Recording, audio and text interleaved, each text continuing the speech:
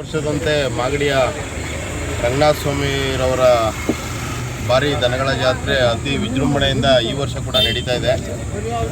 ಪ್ರತಿ ವರ್ಷದಂತೆ ಈ ವರ್ಷವೂ ಕೂಡ ನಮ್ಮ ಮಾಗಡಿಯ ಮಾಜಿ ಶಾಸಕರಾದ ಎ ಮಂಜುನಾಥ್ರವರ ನೇತೃತ್ವದಲ್ಲಿ ಇಲ್ಲಿ ಬೇರೆ ಬೇರೆ ಜಿಲ್ಲೆಗಳಿಂದ ಬರುವ ಅನೇಕ ದನಕರುಗಳಿಗೆ ಯಾವುದೇ ರೀತಿಯ ನೀರು ತೊಂದರೆ ಆಗಬಾರ್ದು ಅಂತ ಮಂಜಣ್ಣವರ ಕಡೆಯಿಂದ, ಮಾಜಿ ಶಾಸಕರಾದ ಎ ಮಂಜೂರವರ ಕಡೆಯಿಂದ ಈ ಎಲ್ಲ ನೀರಿನ ವ್ಯವಸ್ಥೆನ ಇವತ್ತು ನಾವು ಈ ಜಾತ್ರೆ ಸಂದರ್ಭದಲ್ಲಿ ಮಾಡಿದ್ವಿ.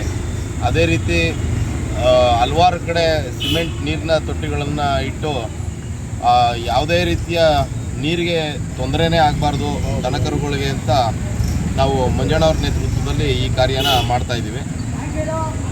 ಎಷ್ಟು ಟ್ಯಾಂಕರ್ ಬಿಟ್ಟಿದ್ದೀರಾ?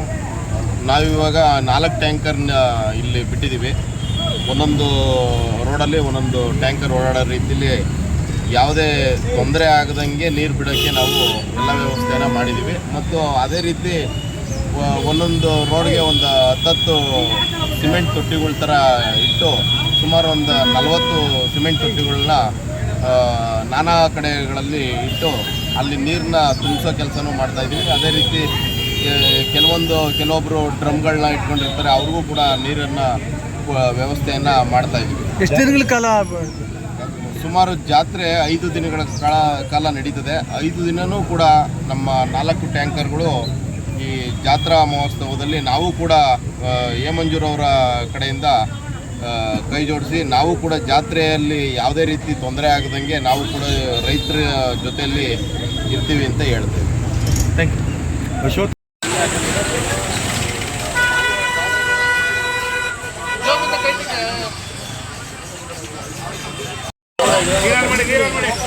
ಕಡೆ ಬರ್ರಿ.